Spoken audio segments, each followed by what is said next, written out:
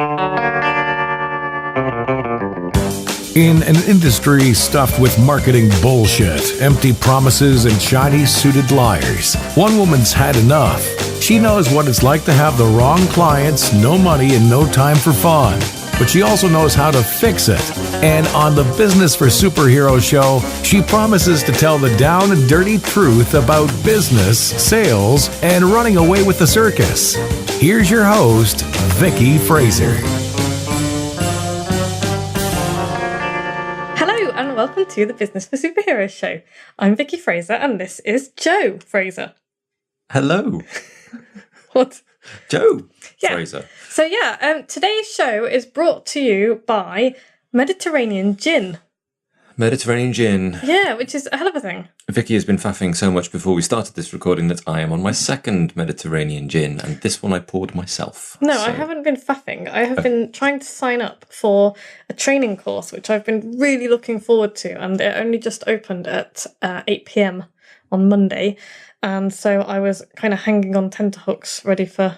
ready to sign up. Which, by the way, if you can get your subscribers to put that level of effort into signing up for your stuff, then you've won, basically. You have won. Yeah. I would, however, like to point out that I'm on my second gin. It's 8 o'clock, and I haven't had lunch yet. You haven't had lunch? No. Why? Because I was stood up in some factory. That's bad behaviour, Joe. I know. And I made a cake earlier. You made a cake? I made a chocolate fudge cake. I haven't even eaten any of the cake. Well done. Okay, so, right, this week, Joe's back, obviously, because last week I had Mark Cottle and Cherry on talking about offshoring. Interlopers and superstars. Mark is my business buddy. We talk every Monday morning and he's amazing. He's a good guy. Hi, Mark. Yeah. Hi, Mark. He doesn't usually listen to this. He did listen to his. No, he listened to his episode and I was like, that's really good. And I was like, yes, it's really good. Selfish. My podcasts are really good. This is a rare moment of confidence for me here. Sheesh. So, yeah, this week we have mostly been... Oh, hi, Cherry. Yeah, hi, Cherry. Oh, yeah. That's rude of us. That was So, this week we have mostly been using chainsaws because we've got our woodland in the dingle. And for my birthday this year, Joe bought me a chainsaw, which I think was really him buying him a chainsaw. I was buying you a chainsaw. I very definitely bought you a chainsaw. Oh, no, I'm just kidding. And it was... like one of the best presents Joe's ever bought me. So that was ace. And we had a tree come down over the footpath on our land. And we don't know when it came down, but it was sometime during the time we've been here because it definitely wasn't down when we moved in. Didn't hear it come down. Did not hear it come down. It was a big tree as well. It was like, what, 1.5 foot diameter? Yeah. No, foot diameter. Something like that. Yeah. Big enough to sit on the stump. Yeah, and I counted the rings and it's somewhere between 50 and 70 years old. So your counting is somewhat inaccurate. Well, you can't always... I'm not entirely sure where one ring ends and another begins. So, anyway. But yeah, we wanted to chop it into bits, into rounds, so that we could get through the path. We haven't chopped the whole thing because part of it's kind of suspended. Anyway, this is all a really long explanation and it's not very interesting. Chainsaw!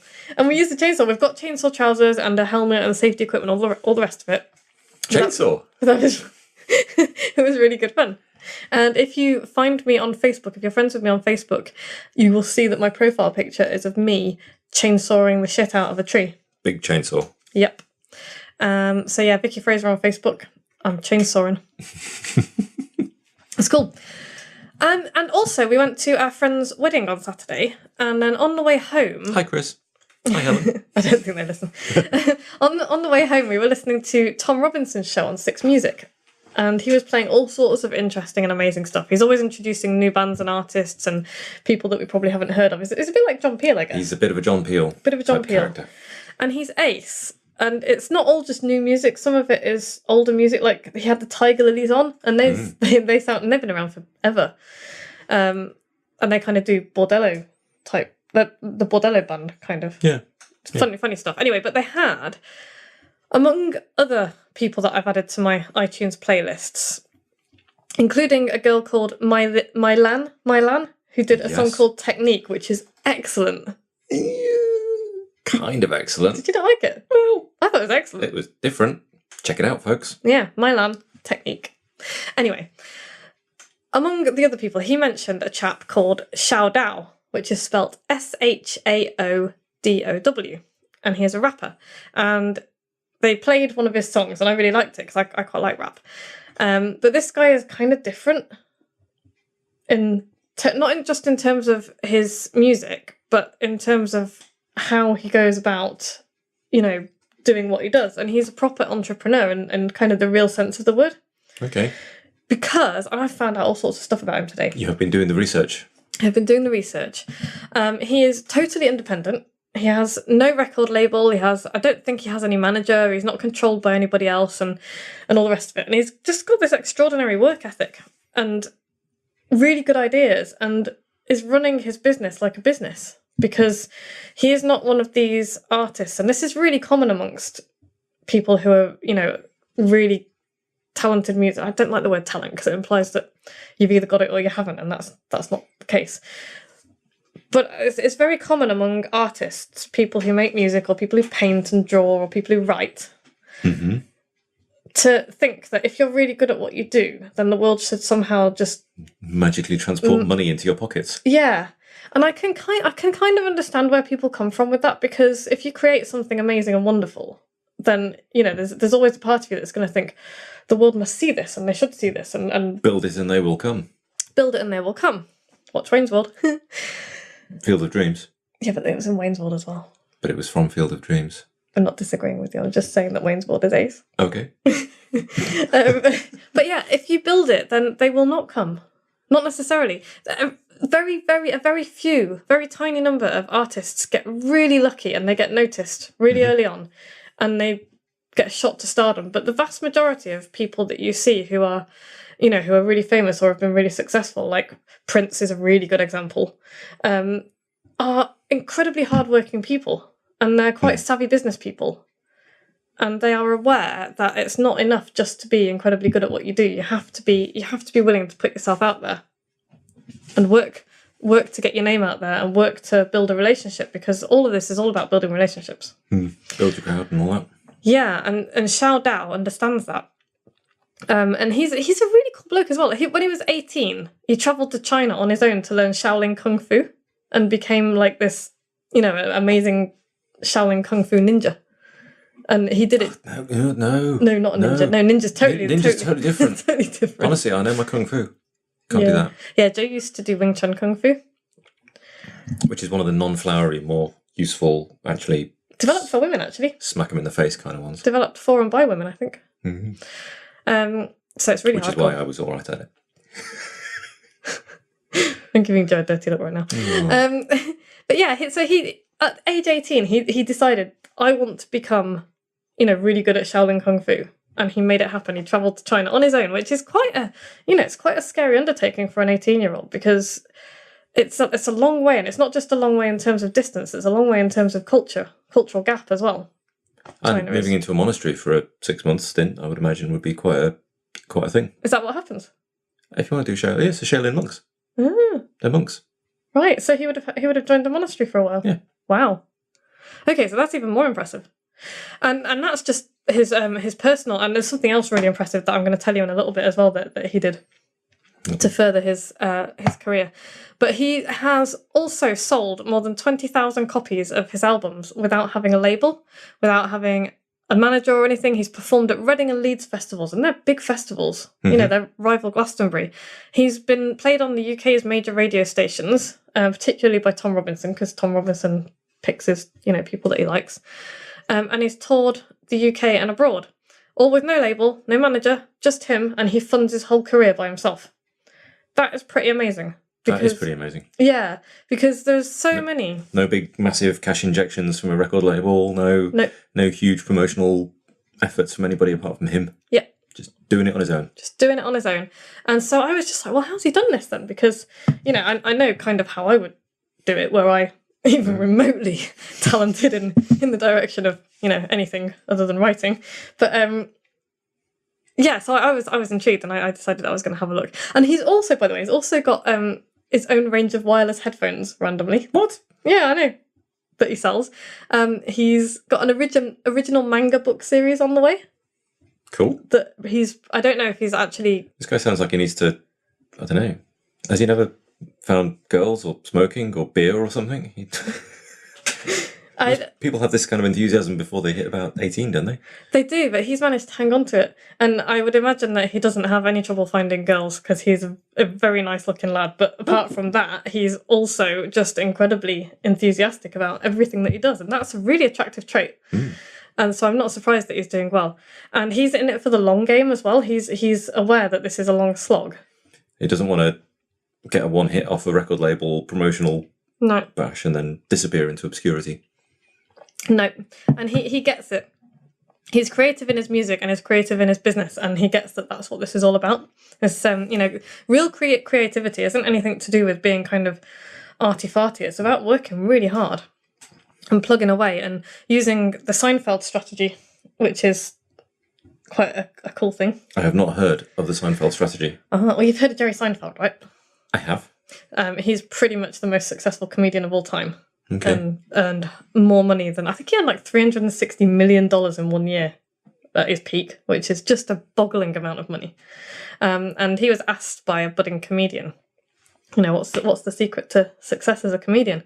And he was expecting, I don't know what answer he was expecting, but you kind of expect like, talent, and you've got to be really creative and you've got to do this. And his answer was simply, every single day you've got to write a joke. Every day. That's what you do. You write. Just get on with it. And every time you do that, you have a calendar and you put a big red cross on the calendar every time you do it, because eventually you get to the point where you don't want to break that chain of red crosses. Mm-hmm. And it just becomes a habit. It's persistence and consistency. And that's how you get good. He wasn't born a comedian. ShaoDow wasn't born a musician. I wasn't born a writer. You weren't born a motorbike rider or an engineer. It's true. We learn to do these things. Talent is a big, hairy myth that keeps people down. Anyway, I've drifted off a little bit.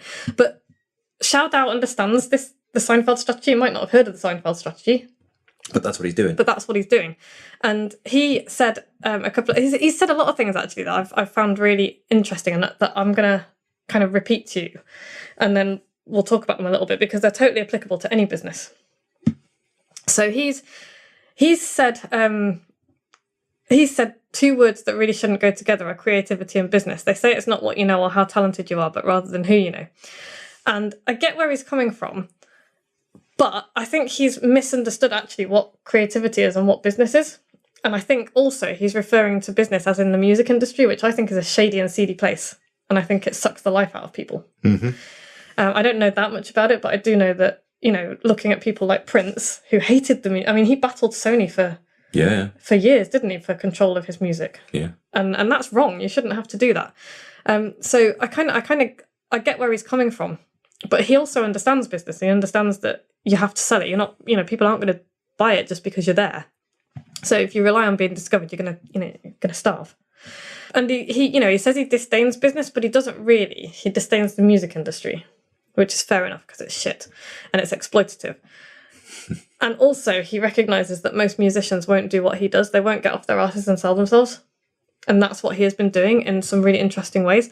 And he got a law degree at university and graduated really well. And said that he was at a crossroads. Does he do what's expected of him and become a lawyer, or does he take a risk? And, 5 years later, he's a full-time rapper with a growing fan base, and he's sold 20,000 copies of his albums independently, and he's had UK tours and all the rest of it. A couple of documentaries about him, random wireless headphones of his own range. But maybe in 20 years he's Prince. Maybe in 20 years he's Prince, yeah, because he's really hardworking, and he took the risk. And that is the difference between him and a lot of people who are kind of playing at it. And I totally get that it's a really scary thing to kind of set out on your own. If you've got a steady job that's bringing you in a wage, it's a terrifying thing to step off that train. To step off that train and do something that, on your own. But everybody in the world is more than capable of making a success of themselves. It's just a case of stepping off the gravy train.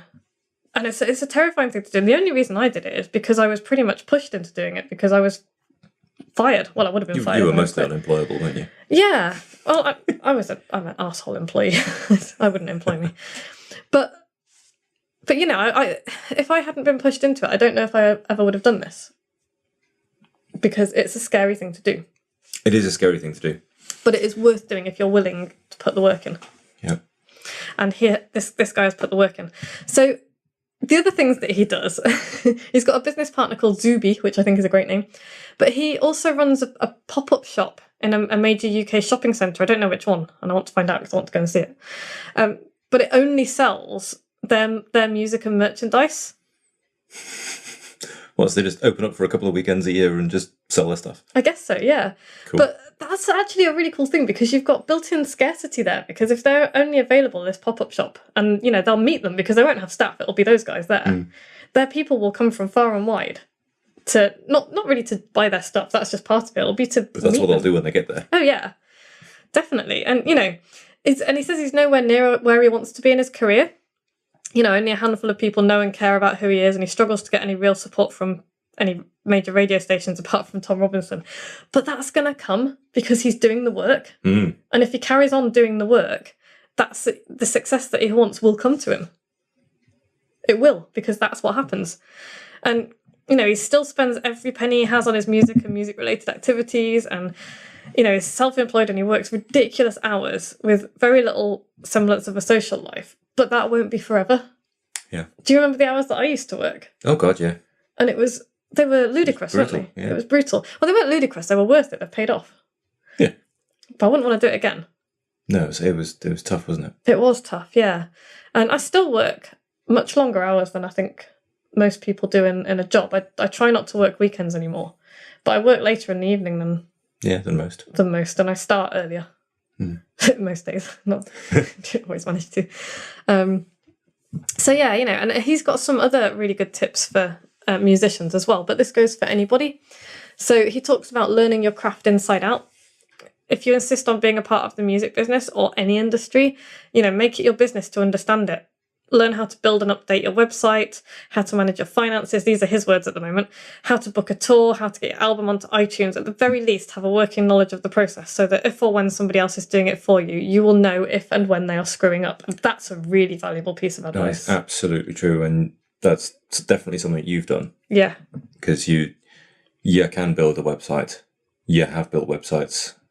If push came to shove, you could do it again, but you've got an understanding of what it is and how hard it is and how much time it takes. And yeah. So when people are saying, "Oh, we should put glitter and spangles and animated whatnots on this," you're like, "Nah." Yeah, glitter has its place, but not on a website, unless you're selling unicorns and fairy dust to 6-year-olds who shouldn't be on a website anyway without supervision. Anyway, we seem to have been sidetracked. Here comes the gin. So what else does he say?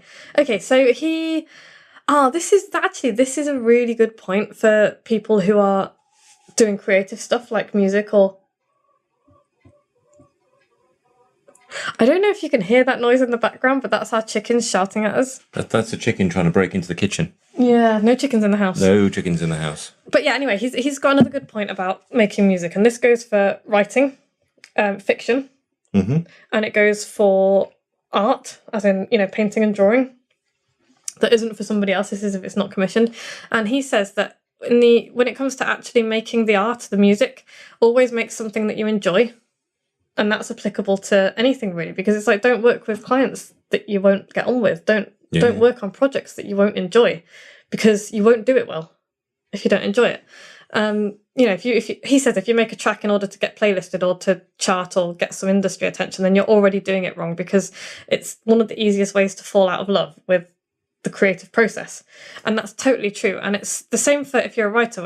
I'll talk about writing because I am a writer. But if you're writing something creative, write for yourself. And you hear of people who, like, you know, they ride motorbikes for a living. They ride motorbikes at the weekend and they love it. And then they decide that, well, I'm gonna become a motorbike courier, and it totally destroys the love of biking, because no longer are they swooping through the countryside without a care in the world. They're desperately trying to fulfil somebody else's criteria. You know, they're trying to make some money and pay their wages and all that kind of nonsense.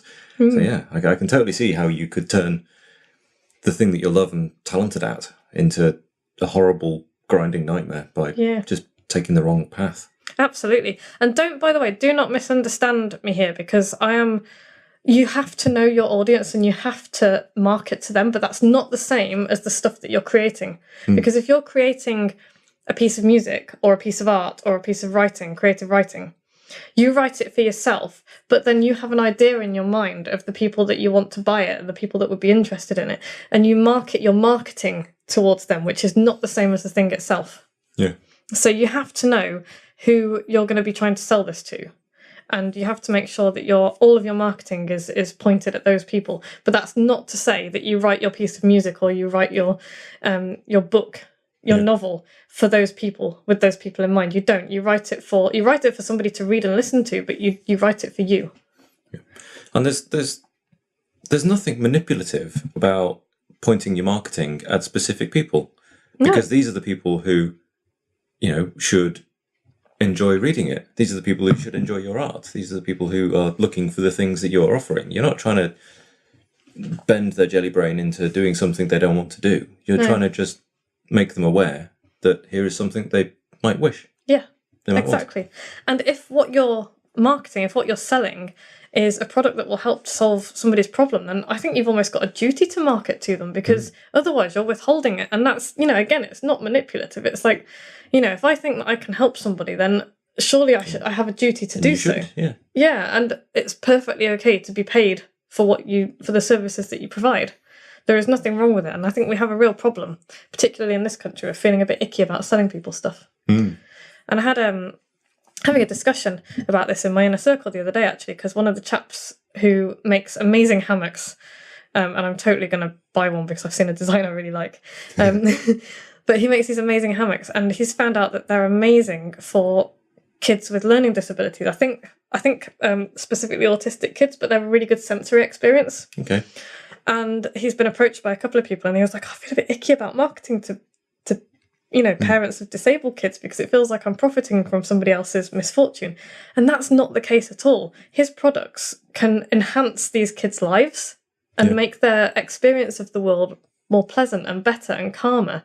And that's a thing to be applauded. And there's no shame whatsoever in targeting his marketing at that. And if he really feels bad about it, why not donate a percentage of his profits to the charities? And he's already now talking to one of my other inner circle members, and they're looking at how he can work with charities and maybe donate some of his hammocks and work with them which is a really cool thing to do. Yeah. So if there are all kinds of ways that you can set your business up so that you can make a really good profit and have a really lovely life and do some good in the world as well. Nice. Yeah, it is nice.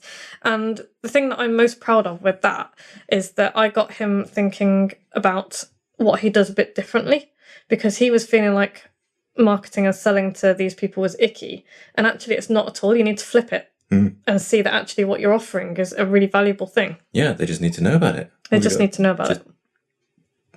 This is a nice thing. It can help. Yep. Cool. It is cool. So yes, so there's that, and we've gone slightly off, That was a tangent. It was a bit of a tangent, but that's fair enough. Back to ShaoDow and his fan base. So he's got a really small fan base, but they send him loads of uplifting messages when he's, feeling crap about himself and all the rest of it. And they come to his shows and they recognise him and they get him to sign their stuff and say hi to him when he's out and about. And, they're willing to spend their hard-earned money supporting him, basically. And that's really important.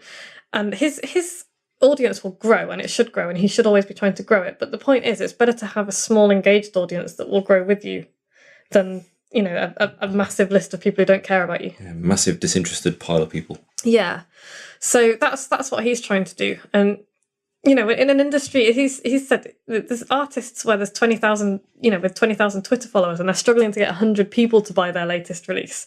And so he's sold 20,000 of his own albums off his own back with no label, and he can do whatever the hell he wants to because his supporters are with him all the way. They're in it together. They feel like they're part of his journey. And that's an incredibly powerful thing. That is cool. Really powerful. So I feel like buying some of his stuff. Well, I already have. Because I just think he's ace. And he deserves to be supported. He's working really hard and I like his music. Cool. So, and I'm going to put his website address on the show notes as well for this podcast. So have a look. Have a look at what he's doing. But I think two more things that I want to mention that he's talked about. First of all, how important it is to identify your fan base and understand them. Mm-hmm. And this goes for whatever you're selling. Absolutely everything. So important. So, and his example here is, if they're skaters who are into metal and prefer to listen to music from YouTube, then why are you even trying to get your song on the radio? And if you're a rapper, why are you pointing it towards them at all?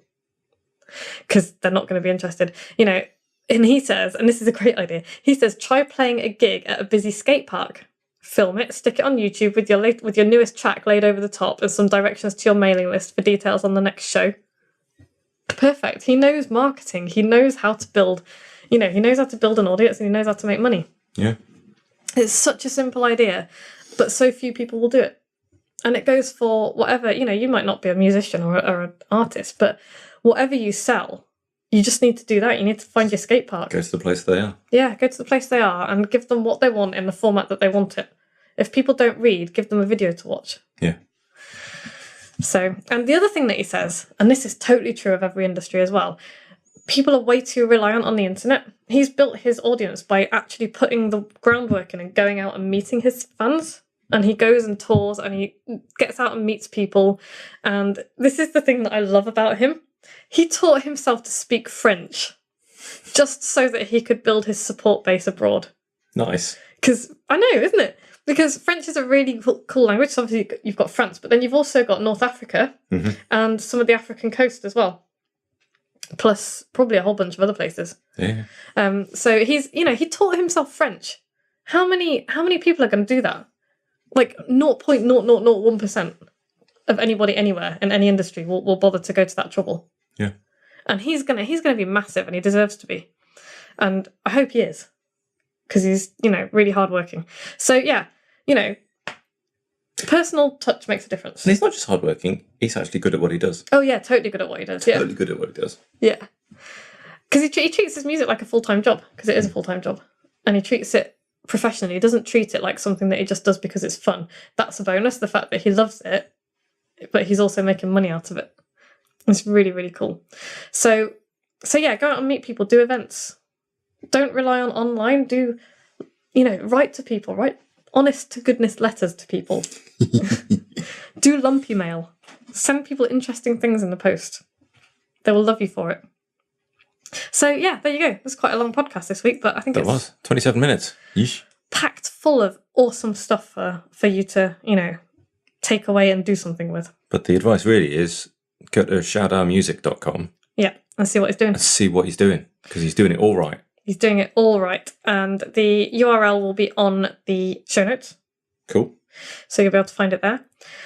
And yeah, my call to action for me this week is, go and see ShaoDowMusic.com. Have a listen to his stuff, see what he's doing, how he's doing it. Marvel at his incredible hard work. And I have got a new thing. New thing alert. Yeah, new thing alert. What's your new thing?